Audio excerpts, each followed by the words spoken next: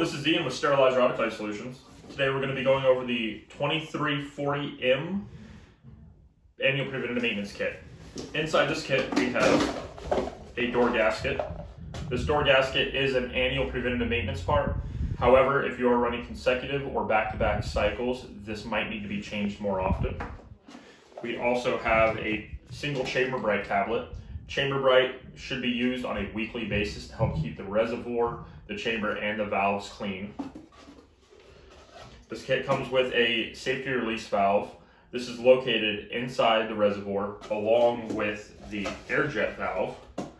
Both these do need to be changed on a yearly basis for optimum performance of the unit.